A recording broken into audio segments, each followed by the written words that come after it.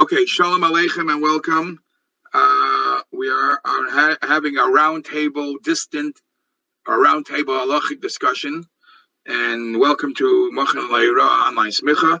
Today's discussion will be about a Yortzait candle. It's actually brought in Sefer Minhagim that on a Yortzait, it's brought by Yortzait. You light a candle, and the reason to light a candle we're going to discuss soon, and it's even brought that it's customary to light a beeswax candle, because the wax in Hebrew is called shaiva, and shaiva is a Rashi Tevis hakitzu verananu shoich ne'afar, which is about talking about Tchias HaMesim, when those who are laying in the ground will arise and come by Tchias HaMesim. So we always have this hope and pray for this. There's actually others that are makbid for a different Rashi Tevis.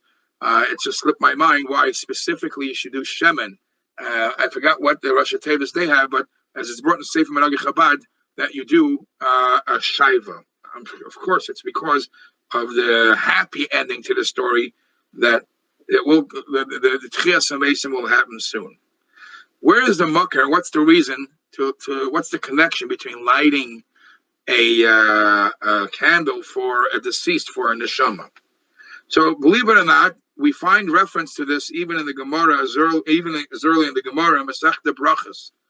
The Gemara says, Ein Brachas Daf Nun Aleph. The Gemara says, Ein Mevarchim Bayra Meira Eish, that when you're dealing with Havdalah, and by Havdalah we make a bracha on fire, so that we don't make the bracha of Bayra Meira Eish al Haner Shel Mesim, for a candle that was lit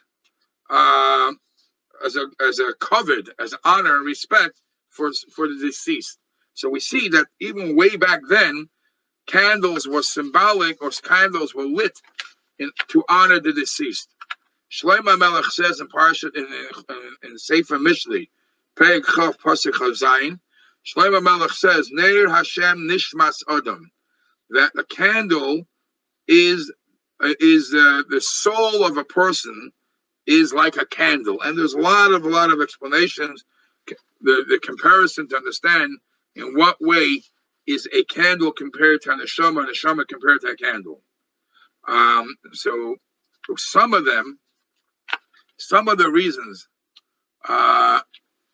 the reasons that are discussed, why you light a candle to honor the deceased, is because by lighting up a candle, you're basically showing it's something you're doing, an act on his behalf to honor and respect him, and you're doing an act of bringing in light. In other words, we're filling the spot that this deceased left, which left a void. We're filling it up with light, and this is symbolic.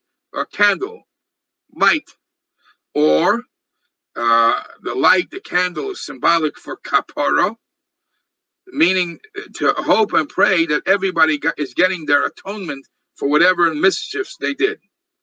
Now the pasuk says, Neir Hashem Nishmas Adam, that the neshama is like the Neir of HaKadosh Baruch Hu. So the Neir is symbolic of a neshama ruchnius that connects the person to the Eibishter. That's why we light the candle. When do you light candles?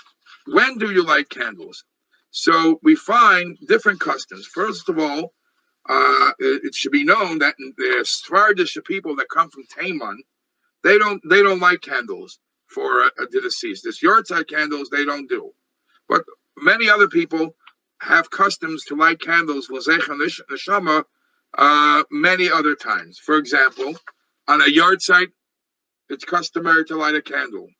And the candle is in the house of the relative, and some even put it at the matzeva of the person who passed away at his Yortzeit. During Avelis, some have the custom to have a candle for 7 days. Some have the custom to have a candle lit the whole first year. In Shulchan Aruch, in Hilchos Yom Kippur, it is brought that on the Erev Yom Kippur, everybody brings to shul a Neir Neshama for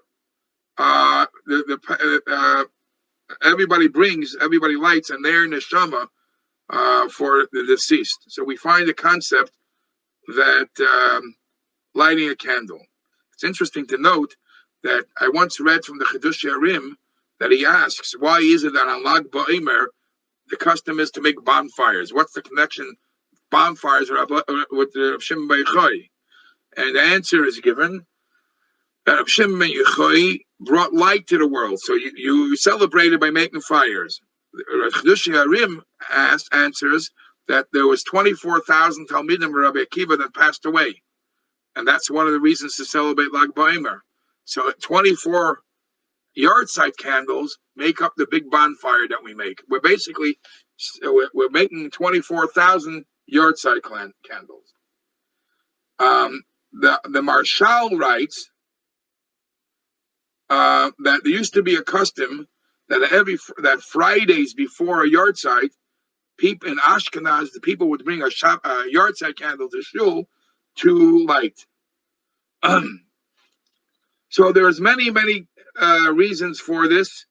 Are there any other times? Some people light a Yortzeit candle every time it's Yontif where you say Yizkar. Saying Yizkar and you're remembering the deceased, or you light a Yizkar candle. That becomes a question of halacha if you're allowed to light it on Yontif, because you're only allowed to do a malacha that's Eichel Nefesh, or something beneficial for the person. Here you're just lighting a candle symbolic for the deceased. So many people have the custom that because it's Me'er Nachas Ruach, it makes the person feel good that he lights a candle on behalf of his parents who have passed away. They allow that to be done on Yontif. Others say it's a good thing, but do it before Yontif. Have the candle lit before Yontif. Anyways, the bottom line is that the fire is in the Shama. The Shama in the Chassidus always says is like a flickering fire, always trying to go upwards, always trying to connect with Hashem.